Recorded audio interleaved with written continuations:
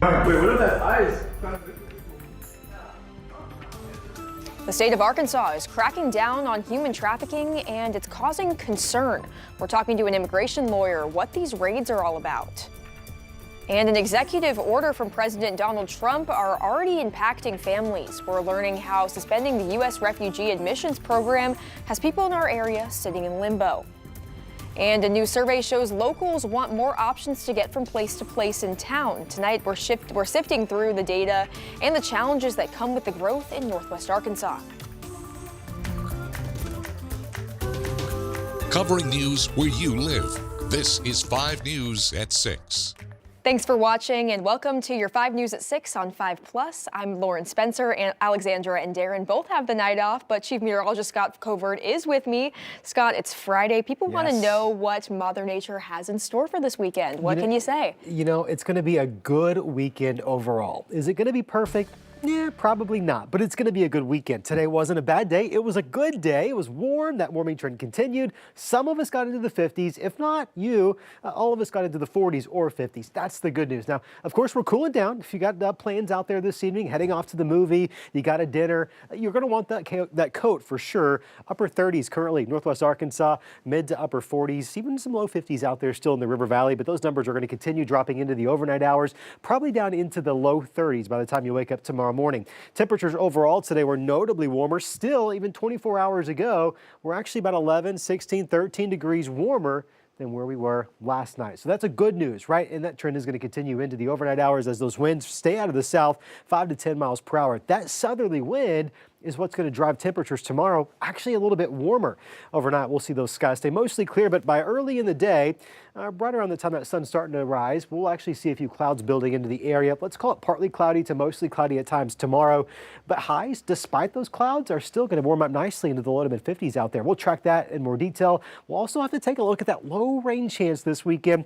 It's not a big one, but it's enough that I think you might want to be aware of it. If you don't get rain this weekend, there's a good chance we're all going to get some rain next week. We'll take a look at when in just a bit. Thanks, Scott. Amid President Trump signing 10 immigration-related executive orders this week, groups on social media have raised concerns of U.S. immigration and customs enforcement in Arkansas and across the nation. But officials and immigration advocates say there haven't been any mass raids. 5 News reporter Jose Carranza spoke to people witnessing these concerns firsthand. El Pueblo Market in Rogers was at the center of rumors Thursday regarding law enforcement raids. Toda la gente pensó que era de inmigración porque muchos agentes, demasiados agentes para un operativo así. Edwin Acosta is the owner of the market. He was just as confused as others when he saw this next door. Y lo más duro que fue para los que lo observamos que ellos portaban un chaleco verde y no se miraba ningún hombre al frente. Todos pensamos la primera imagen son ellos. The Benton County Sheriff's Office says the rumors of immigration raids are simply false. Instead, they say they conducted a search warrant for Chun-Li Wang at Ping Massage Spa as part of a large statewide human trafficking operation. Immigration lawyer Nathan Bogart says while many of President Trump's executive orders will end up stuck in litigation, they're still creating concern. I think that's part of it. I think that this is very much a shock and awe strategy. We're trying to get as many potential changes announced and out there as possible, overwhelm the system, freak everybody out, make it harder for the organizations that are going to bring these lawsuits to bring these lawsuits, and see what kind of slips through the cracks and what sticks. Bogart encourages people to be aware of their basic constitutional rights, saying that ICE's detention is mainly focused on anyone with a specific criminal history or an outstanding order of removal. Meanwhile, Acosta says the rumors are affecting Hispanic businesses as he receives call after call from people asking if immigration was next door. ¿Quién quiere en ese momento tener contacto con las autoridades?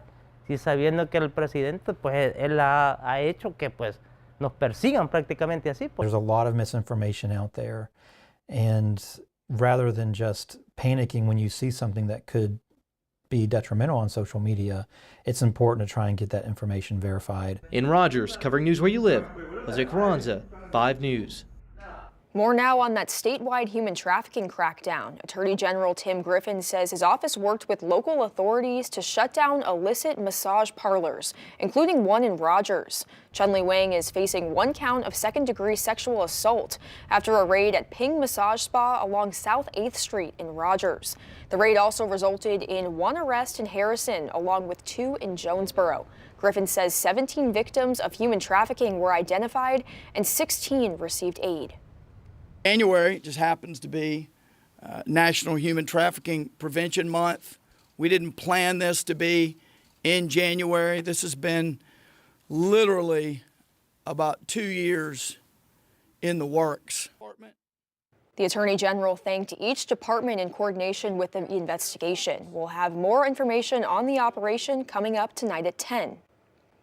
After multiple executive orders from the Trump administration this week, refugees across the nation are impacted.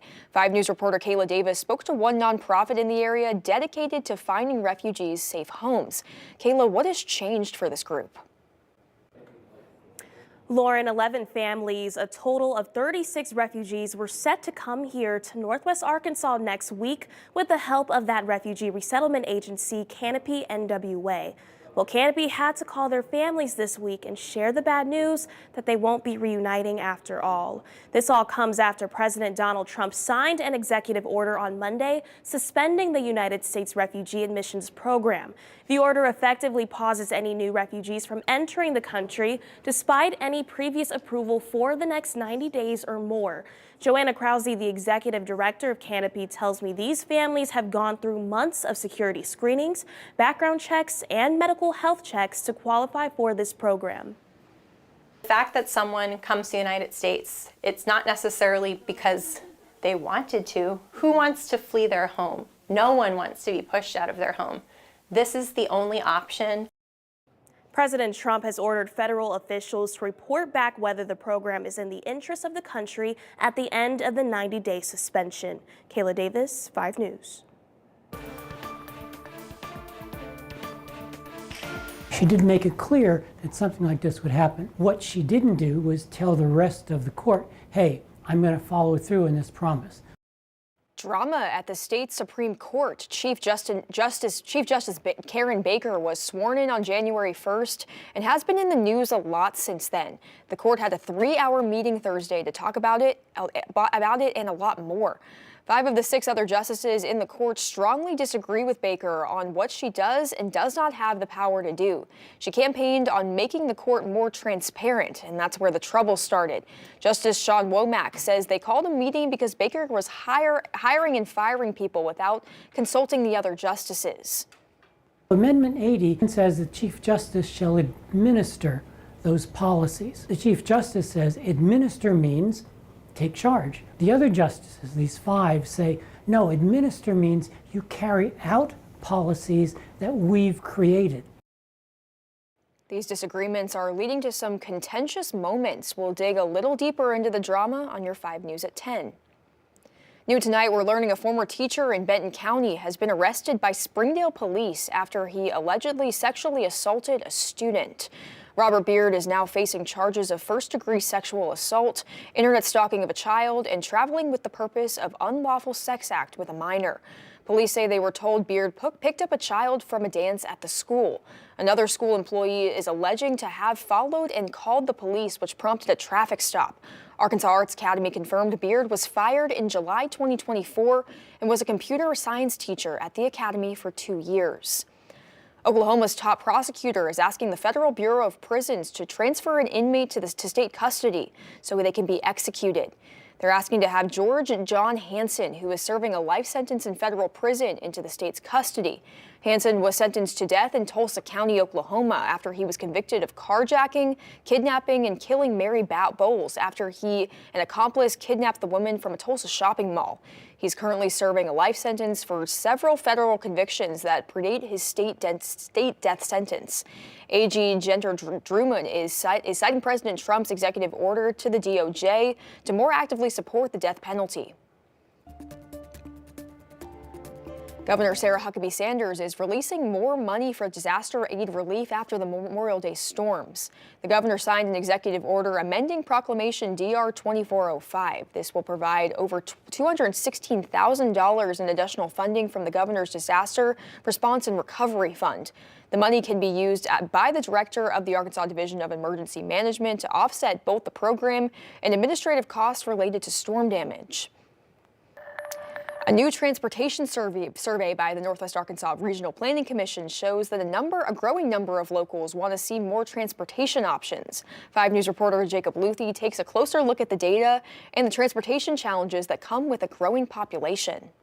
If you're in Northwest Arkansas and feel like you're sitting in more traffic, you're not alone. We've added over 100,000 people each decade for 30 years. And with growth, people do recognize that traffic is increasing. According to a new transportation survey from the NWA Regional Planning Commission, 88% of respondents have noticed increased traffic congestion in the area. As a region that is planning for 1 million population by 2050, we understand that it's important that we continue to look towards the future on how we address capacity, safety issues, the ability to move around our region. 71% of the survey's respondents find transportation funding by Benton and Washington County as, quote, very important, up 10% from 2019. A majority of those surveyed also expressed concerns about unsafe or disconnected pedestrian and biking infrastructure. So that has to be the priority above congestion. It's just getting people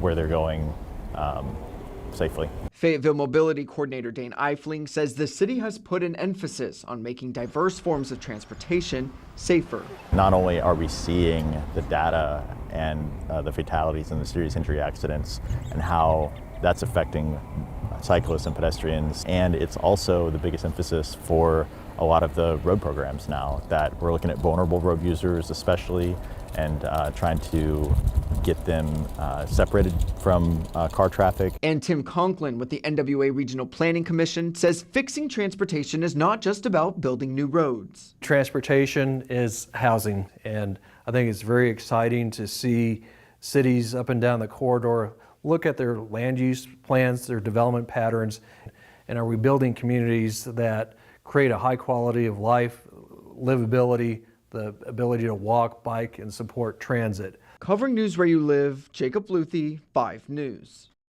The Northwest Arkansas Regional Planning Commission says it conducts the survey every 5 years to help understand the area's evolving transportation needs. Hundreds of junior high and high school band students have been putting their musical talents to the test. Today, at least 480 junior high and high school students learned they would be joining in the all-region band Super Clinic. Each instrument in the band had anywhere from 100 to 200 students auditioning to join for that slot. For the auditions, they prepared 3 different types of music and 3 different scales for the judges. They have to work really, really hard. And they have, and this is the payoff to get to play with, all the other students who are like them and, just want to be part of a really good band. We just want to instill in them a love of music and, give them leadership skills and things that they can use in whatever they decide to pursue when they leave high school. If you want to hear the music the students are learning today, their concert is tomorrow at the Pat Ellison Performing Arts Center on the Don Tyson School of Innovation campus at 1 o'clock. I made all-region in junior high, but that was the height of my musical career. It all went downhill from there. No one likes getting stuck in traffic on a Friday evening. Unfortunately, we do have an accident. This is going to be 49 South Monroe Avenue, so near the Lowell area. It looks like the tow truck has arrived. We've loaded up one of those cars, but there's still a couple other vehicles there on the inside lane. We're just moving a little bit slower than you would typically expect. So if you're expecting someone home this evening that might commute through this area, they might be a little bit delayed as a result. Let's take a look at your weekend forecast. 52 tomorrow. It's not going to be the prettiest of days. We'll have a few clouds throughout the day, but it's going to be mild out there. Great day to get outside, stretch your legs. We've been cooped up inside with all this cold weather that's now behind us, so get out there and take advantage of it tomorrow. It does cool down by Sunday. A cold front moves through, and it is going to keep us a little bit overcast on Sunday there as well, down into the low 40s. In the River Valley, 55 tomorrow. Boy, that's going to feel fantastic. 20% chance of a couple of spotty showers, primarily later in the evening, Saturday into Sunday. We'll maintain about a 10% chance on Sunday. Looks like most of the rain's probably going to pass off towards the south of us. 47, a little bit cooler there as well on Sunday. Here's what's happening out there this evening with nice southerly flow. That's what's really warming us up today. That's going to continue all night long. It's going to continue all day tomorrow, and that's part of the reason why we're going to be as warm as we are this weekend. Northwest Arkansas, your Saturday looks like this. We'll break it down hour by hour. We begin in the 30s, but by lunchtime we're in the upper 40s, getting close to that 50-degree mark. I would expect that warm high temperature of 52 right around 2 o'clock tomorrow afternoon. Quite a bit more cloud cover likely moves into the area the second half of the day tomorrow. The same can be said in the River Valley. I expect a temperature of 51 by lunchtime. Not bad then. It only gets better by 2, 3, 4 o'clock in the afternoon. That high of 55 degrees. It's going to be a nice Saturday out there despite those clouds and despite that low chance of a couple of spotty showers. We'll put this here into motion. You're going to notice that we got a couple of spotty showers out there, largely staying off to our south and parts of central and southern Arkansas. Overcast conditions around these parts. In terms of Sunday's rain chance, it's low out there. Primarily going to be in the parts of the Ouachitas, LaFleur, Scott County. That's where I would expect the majority of that activity. In Northwest Arkansas, we've got that dip Sunday. But by Monday, we're back in the low 50s, 55 degrees Tuesday afternoon's high temperature, back in the mid-upper 50s there. And then you notice towards the end of the week, we start to cool back down just a little bit. We see that trend also in the River Valley. The reason why, there's actually going to be a system starting to move into the area that's going to bring a decent chance of rain. We told you about this over the last couple of days, but there's been some changes. As you would expect this far out, there's always going to be some changes when you're talking about a system that's not even moved ashore yet, 5, 6, 7 days away. Here's where we're at out there right now. And before I go any further, I do got to tell you, there is some model discrepancy. I don't think this forecast is locked in yet. I think there are going to be more changes. And one of the things that we're going to have to really watch is where does that storm track inevitably end up? You've heard me say that a lot over the last couple of weeks, right? Because we've had these systems that are going to be moving through the area, and depending if we're on the north side or the south side, may make a world of difference. You see what I'm saying? You notice we've got some wintry precipitation in parts of Kansas. Some of that moves into Missouri. Looks like right now we're going to be on the warm side of this, which would keep all of our precipitation in the form of rain, and maybe even some thunderstorms embedded with this as well. But if that track changes, let's say this system tries to track off towards the south, well, maybe that puts some wintry precipitation back into play for this area. Right now, I don't think that's going to happen, but that can change, right? Timing of this looks to have shifted Wednesday into Thursday, from Wednesday and Thursday to Thursday into Friday. Not saying Wednesday is going to be totally dry, but I really think a lot of that precipitation is starting to push off towards the second half of the work week. When you add it all up over the next week, Northwest Arkansas picking up about an inch. We work our way south of the tunnel. We get into that corridor between, let's say, Sallisaw through Clarksville along I-40, including Fort Smith, Van Buren, Alma, Ozark, Mulberry, about 2 inches of rain, or say, give or take, over the next week. And then the further south you go, we get into the Ouachitas, Heavener, maybe even close to Podo, Waldron, Y-City, Mena. Maybe we can pick up about 3 inches or so, which would be some good news. We need that rain. Drought starting to develop in Northwest Arkansas, and we don't want that to happen at all. Looks like we're probably going to get a good chance. Weather pattern stays active next week, despite the fact those temperatures are still going to be above freezing. That's the good news, right? So I think right now everything's going to fall in the form of rain. But notice this, about a week from now, the overnight low temperature Friday is 34. That's close. That's too close for comfort for a meteorologist, I promise you that. So we'll want to be very, very mindful over the next several days of what those temperatures are going to end up doing. And it really is going to come down to where does that area of low pressure, that's going to be a cutoff low pressure, it's a unique one, where does it inevitably track? Because that's going to dictate whether or not we see rain and storms, rain and some winter precipitation, and or all of the above. So I think we'll have more clarity probably in the next couple of days, as is always the case with these systems this time of the year. It's really when you're about 3 to 4 days out that you start to have a better handle of what type of precipitation, wind, and potential impacts. Right now, I think it's going to be a good rain, a needed rain, but if that changes, you can count on us to keep you posted. 5 News coverage of the Razorbacks is sponsored by Arvest Bank. The monkey has finally been removed from the back of the Arkansas men's basketball team this week. After 5 long games, they won their first SEC contest of the season and the first of the John Calipari era on Wednesday against the Georgia Bulldogs. Now it's about keeping that momentum going against Oklahoma tomorrow. And while the Hogs may not have looked the best in that game against UGA, that is all the more reason to feel confident against the Sooners, especially when the Hogs excelled in the areas Oklahoma has been lacking this year, namely rebounding, as the Schooners have not been effectively circling the boards, placing last in the conference in offensive, defensive, and overall rebounds. But that being said, they still present plenty of challenges. They're a good team. They've had some good wins early in the year. I think they beat Arizona early on in the year. I think Georgia Tech they beat early on in the year. If I'm not mistaken, at 14-2. They lost to, I think, Texas by 4, Texas A&M by 2. So they can very easily be 3-1, maybe even 4-0. So they're a really good team. This is just an unbelievable league. They want to push the ball, get up and down in transition. Their guard plays really, really good. They're going to come in here and be super, super physical, play really, really hard. So it's an SEC game. Still weird to think that that's the case with Oklahoma, but I digress, as the Hogs will look to keep building momentum tomorrow against those Sooners.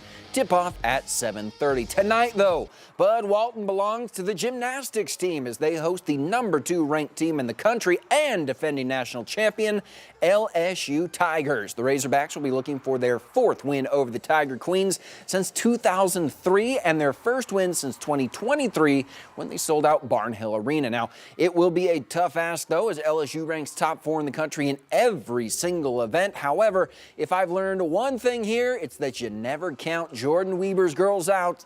This marquee meet beginning at 7 p.m. And finally, since all you fine folks are watching us on 5+, if you missed John Neighbors talking about the Hogs' first SEC win yesterday, don't worry. Just stick around and you can catch it right after we're done here. And speaking of programming, Lauren, we've got a pretty big sporting event running on 5 News proper this Sunday. That is right, Alex. Just a reminder, the AFC Championship will air right here on Channel 5. Coverage starts at 5:30 Sunday evening, and that means changes to our afternoon shows. We'll have a special edition of 5 News first at 4, followed by Courtside with Cal at 4:30, and at 5 you can catch the NFL Today. We'll be back for your 5 News at 10, followed by an all-new Late Show with Stephen Colbert. Scott, I'm dying to know, what instrument did you play in junior high? Oh, I switched. I don't remember what I made all region with. Probably tuba, if I had to guess. Okay. A big boy always plays tuba, right? I was decent in junior high, and I got so bad afterwards. I regressed. Yeah. I made all region, but then after that, they You laughed must have at been me. talented then. No, I don't know. I never made had all a region. good band director, Mr. Hume, who now I think he teaches band in Bentonville Junior High, maybe. Okay. Okay. Yeah. So if you're out there, Mr. Hume, thank you. Apologize for everything I put you through. Scott's tuba career. It was a short one. All right, thanks, Scott. We'll see you back on Real 5 News for your 5 News at 10.